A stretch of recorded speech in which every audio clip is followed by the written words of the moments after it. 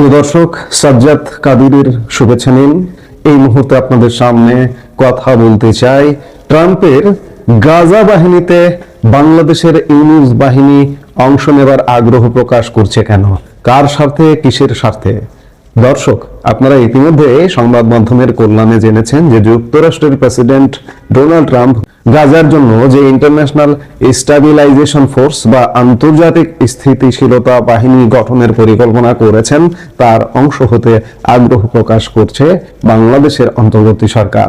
জবাবে যুক্তরাষ্ট্র জানিয়েছে তারাও গুরুত্বপূর্ণ এ বিষয়ে বাংলাদেশের সাথে একযোগে কাজ করতে আগ্রহী।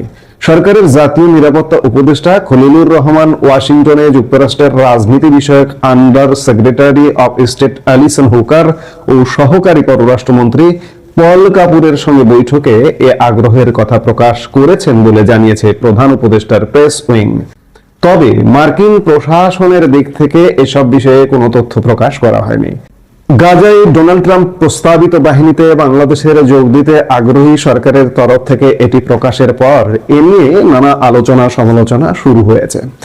যে মুহূর্তে মুসলিম দেশগুলো ট্রাম্প বাহিনীতে যোগদান করবে কিনা সেই বিষয়ে দ্বিধান্বিত, এমনকি বাংলাদেশের এই মুহূর্তে তথাকথিত ভ্রাতৃপ্রতিম দেশ পাকিস্তান পর্যন্ত দ্বিধান্বিত, সেই মুহূর্তে আমাদের অন্তর্বর্তী সরকারের একজন প্রতিনিধি জাতীয় নিরাপত্তা উপদেষ্টা ট্রাম্প প্রশাসনকে নিজ গরজে অফার দিচ্ছেন যে আমরা আপনাদের গাজা বাহিনীতে অংশ নেব। এটা কেন? এটা একটা চাটাচাটি। আসলে ট্রাম্প প্রশাসনকে বা মার্কিন যুক্তরাষ্ট্রকে এমন ভাবে চেটে দেওয়া যে চেটে দেওয়ার বিনিময়ে হলেও ডক্টর ইউনূসের পরিকল্পনায় যে ক্ষমতা আসছে, যে নির্বাচন আসছে, একটা জিনিস চিন্তা করুন। আসলে ডক্টর ইউনূস চলে যাচ্ছে মাত্র এক মাস। এই যে আমার সেনাবাহিনী জাতিসংঘ মিশনের বাইরে কোথায় পাঠাবো, এটা তো একটা নীতি নির্ধারণী সিদ্ধান্ত। এটা নিশ্চয়ই নির্বাচিত সরকারের সিদ্ধান্ত নেবার কথা। নির্বাচিত সরকার সিদ্ধান্ত নেবে আমি চলে যাচ্ছি এক মাস পরে, আমি ইতিমধ্যেই একটা প্রভাবশালী দেশকে উস্কায় দিচ্ছি, প্রভাবশালী দেশকে একটা আত্মঘাতী প্রস্তাব দিয়ে দিচ্ছি। আমি আগেই বললাম যে মুসলিম দেশগুলো এমনকি পাকিস্তান পর্যন্ত দ্বিধান্বিত যে ট্রাম্প বাহিনীতে যোগদান করবে কিনা, সেখানে আমি নিজে উস্কিয়ে দিচ্ছি। আজকে এক মাস পরে ইউনূস সরকার যদি চলেও যায়, যে নির্বাচিত সরকারটা আসবে সেই নির্বাচিত সরকারটার জন্যও কিন্তু একটা বিপদ তৈরি করে গেলেন। কারণ মার্কিন যুক্তরাষ্ট্র কদিন পরে বলতে পারবে যে আপনাদের অন্তর্বর্তীকালীন সরকার তো আমাদেরকে এমন প্রস্তাব দিয়েছিলেন, এখন আপনি আসতে চাইছেন না কেন, যদি আসতে অস্বীকার করে। দেখুন, গাজা ইসরায়েল এই ইস্যুটা এমন একটা ইস্যু, এখানে যুদ্ধবিরতি বা অস্ত্রবিরতি কার্যকর হয়ে যায়, কিন্তু তারপরেও কোনো অস্ত্রবিরতি, কোনো যুদ্ধবিরতি মানে না ইসরায়েল। ডোনাল্ড ট্রাম্প ঘটা করে অস্ত্রবিরতি, যুদ্ধবিরতির একটা আয়োজন করলেন 2 মাস আগে, অথচ গত বৃহস্পতিবারে ইসরায়েলি হামলায় ফিলিস্তিনে নিহত হয়েছে 14 জন। নিহতদের মধ্যে শিশু, বরাবর যেমন শিশু থাকে তেমন শিশু আছে। চিকিৎসা সূত্রের বরাতে এক প্রতিবেদনে এ তথ্য জানিয়েছে কাতার ভিত্তিক সংবাদ মাধ্যম আল জাজিরা। সেখানে বাংলাদেশ প্রস্তাব করছে যে আপনার গাজা বাহিনীতে আমি থাকছি। যুক্তরাষ্ট্রের পরিকল্পনা অনুযায়ী একজন মার্কিন জেনারেল এই বহুজাতিক বাহিনীর নেতৃত্ব দেবেন, কিন্তু হামাস যদি সম্মতি না দেয় তাহলে এতে যুক্ত দেশগুলো ফিলিস্তিনি গোষ্ঠীটির সঙ্গে সংঘাতে জড়িয়ে পড়ার ঝুঁকিতে পড়তে পারে।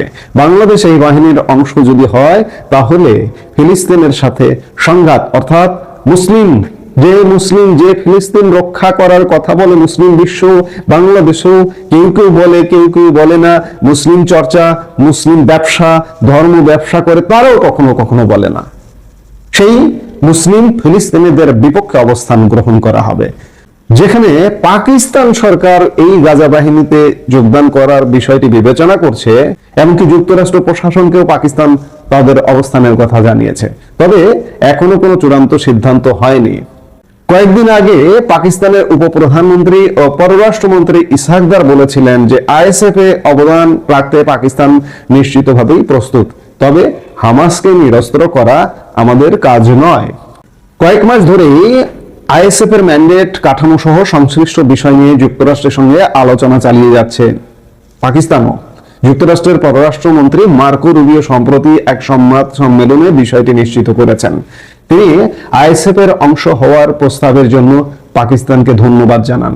আসলে পাকিস্তানও প্রস্তাব দিয়েছিল, দিয়ে পরে দ্বিধায় পড়ে গেছে যে আসলে পরিণতি কি হবে। নিজ দেশে তারা প্রতিবাদের সম্মুখীন হবে, মুসলিম বিশ্বে তারা প্রতিবাদের সম্মুখীন হবে। পাকিস্তান, আপনারা জানেন যে পাকিস্তানের প্রধানমন্ত্রী শাহবাজ শরীফ এই যে গাজা যুদ্ধবিরতি যে অনুষ্ঠানটা হয়েছিল, সেই অনুষ্ঠানে গিয়েও শাহবাজ শরীফ প্রকাশ্যে এমন ভাবে ট্রাম্পকে তেলবাজি করছিলেন যে ট্রাম্পের নোবেল পাওয়া উচিত। সেই পাকিস্তান খুব স্বাভাবিকভাবে এমন প্রস্তাব দেবে বা দিতে পারে এবং শেষ পর্যন্ত ট্রাম্প বাহিনীতে অংশ নিতেও পারে। কিন্তু বাংলাদেশ কি পাকিস্তানের প্রতি পদক্ষেপ অনুসরণ করছে? আজকে কিন্তু প্রশ্ন আসছে তেমনটাই। আমি শুরুতেই বলেছি যে প্রকৃতপক্ষে এর আগেও আইএসএফ এ যোগ দেওয়ার বিষয়ে অনেক মুসলিম দেশ আগ্রহ দেখালেও পরে মুসলিম রাষ্ট্রগুলোর মধ্যে অনেকগুলো রাষ্ট্র সেই অবস্থান থেকে সরে এসেছে। কিছু গুরুত্বপূর্ণ বিষয়ে স্পষ্টতা না থাকায় এখনই কোনো দেশই সেনা পাঠানোর প্রতিশ্রুতি দেয়নি। 16 ডিসেম্বর যুক্তরাষ্ট্রের সেন্ট্রাল কমান্ড দোহায় একটি সম্মেলনের আয়োজন করে, যেখানে পাকিস্তান অংশ নেয়।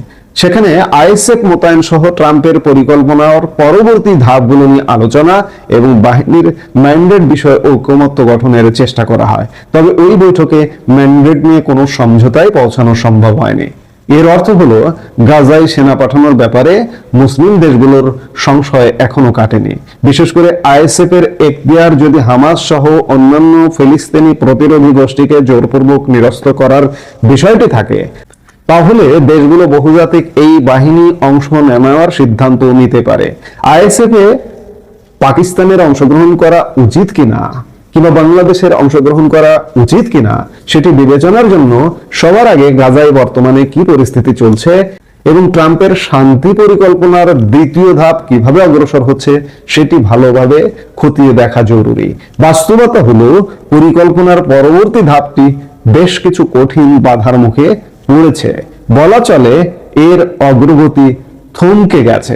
আমরা বলছি যে গাজায় কি পরিস্থিতি চলছে, আপনারা শুনলেনই যে গত বৃহস্পতিবারেও ইসরায়েলি হামলা হয়েছে গাজায়। এই পরিস্থিতির মধ্যে বৃহস্পতিবারে হামলা হয়েছে, গতকালকে বৈঠক হয়েছে। বাংলাদেশের ইউনুস প্রশাসন জানে না যে গাজা এখনো পর্যন্ত ইসরায়েল অস্থির করে রেখেছে? সেই জায়গায় কিভাবে প্রস্তাব দেয়? যদি বাংলাদেশের ভালো চেয়ে থাকে তাহলে তো এই রকম প্রস্তাব যদি দেওয়াও হয় এড়িয়ে যাবার একটা পথ খোঁজা লাগে, কিন্তু তা না করে উল্টো প্রস্তাব দিচ্ছে যে গাজা বাহিনীতে আমরা আছি। ট্রাম্পের পরিকল্পনায় দ্বিতীয় ধাপে রয়েছে গাজার জন্য শাসন ব্যবস্থা গড়ে তোলা, ইসরায়েলি বাহিনীর আরো প্রত্যাহার, হামাসকে নিরস্ত্র করা ও আইএসএফ মোতায়েন। তবে গাজার অন্তর্বর্তীকালীন শাসন তদারকির দায়িত্বে ট্রাম্পের নেতৃত্বে যে বোর্ড অফ পিস গঠন করার কথা বলা হচ্ছে সে বিষয়ে এখনো কোনো আনুষ্ঠানিক ঘোষণা আসেনি। একইভাবে গাজার দৈনন্দিন প্রশাসনিক দায়িত্ব পালনের জন্য যে ফিলিস্তিনি টেকনোক্র্যাট কমিটি গঠনের কথা, সেই কমিটির সদস্যদেরও নাম প্রকাশ করা হয়নি। যুক্তরাষ্ট্রের পররাষ্ট্রমন্ত্রী মার্কো রুবিও জানিয়েছেন এসব শিগগিরই করা হবে, কিন্তু এটা এখন পরিষ্কার যে পরিকল্পনা নিয়ে অস্পষ্টতা ও ঐকমত্যের ঘাটতি রয়েছে। গাজায় একটি দুর্বল অস্ত্রবিরতি কার্যকর হয়েছে বলেই এখনো পর্যন্ত ইসরায়েলি হামলা সেখানে বিদ্যমান। প্রতিদিনই ইসরায়েল যুদ্ধবিরতি ভঙ্গ করছে, সেই সঙ্গে পশ্চিম তীরের সামরিক কর্মকাণ্ডের মধ্যে নতুন বসতি গড়ে তুলছে। অক্টোবরে অস্ত্রবিরতি কার্যকর হওয়ার পর থেকে এখন পর্যন্ত ইসরায়েলি হামলায় শত শত ফিলিস্তিনি নিহত হয়েছেন। শীর্ষ ইসরায়েলি কর্মকর্তারা বারবার বলছেন শান্তি পরিকল্পনা মেনে তারা গাজা থেকে সম্পূর্ণ সেনা প্রত্যাহার করবে না, সেক্ষেত্রে হামাস অস্ত্র ত্যাগ করবে না। সম্প্রতি এক হামাস কর্মকর্তা বলেন, আলোচনা অচলাবস্থায় আইএসএফ এর দায়িত্ব ও ভূমিকা নিয়ে কোনো ঐকমত্য হয়নি। হামাসের সমর্থন ছাড়া গাজায় আইএসএফ মোতায়েন কার্যকর হবে না। বাংলাদেশের আইএসএফ এর অংশ নেওয়ার এই সিদ্ধান্ত বাস্তবতার বিরুদ্ধে যাবে। যদি আইএসএফ এর দায়িত্ব হয় হামাসকে নিয়ন্ত্রণ করা, তাহলে বাংলাদেশের এমন প্রস্তাব না দেওয়াই উচিত ছিল। তা না হলে বাংলাদেশি সেনারা সরাসরি হামাস ও অন্যান্য প্রতিরোধী গোষ্ঠীর সঙ্গে সংঘর্ষে জড়িয়ে পড়বে। বাংলাদেশ সেনাবাহিনী কিংবা বাংলাদেশের মতো একটি মুসলিম দেশের ফিলিস্তিনিদের রক্ষা করার দাবি বিশ্বাসযোগ্যতা হারিয়ে ফেলবে।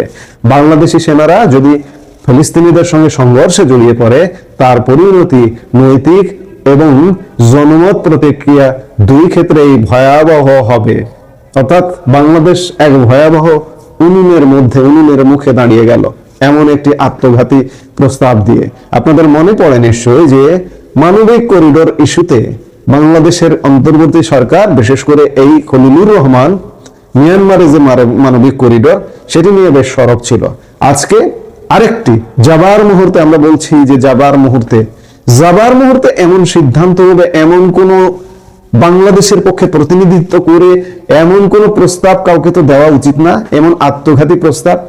এটি সত্যিকার অর্থে মুসলিম বিশ্বের সঙ্গে কিংবা ফিলিস্তিনের জনগণের সঙ্গে বাংলাদেশকে মুখোমুখি করে ছাড়ছে ট্রাম্প বাহিনীতে অংশগ্রহণ করার মাধ্যমে। এটিও বলতে হবে যে নিঃসন্দেহে একটি আত্মঘাতী সিদ্ধান্ত। ইউনূস প্রশাসন গত ১.৫ বছরে নানা আত্মঘাতী সিদ্ধান্তের মধ্যে আমাদেরকে ঢুকিয়ে দিয়েছে। ঠিক তেমনি এই যাবার বেলায় আরেকটা আত্মঘাতী কর্মে আমাদেরকে ঢুকিয়ে দেবার প্রচেষ্টা।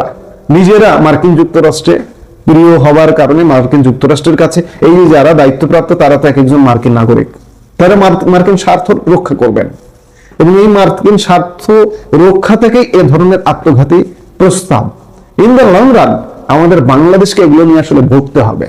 এই মুহূর্তে এ পর্যন্ত। সবাই ভালো থাকুন, সুস্থ থাকুন।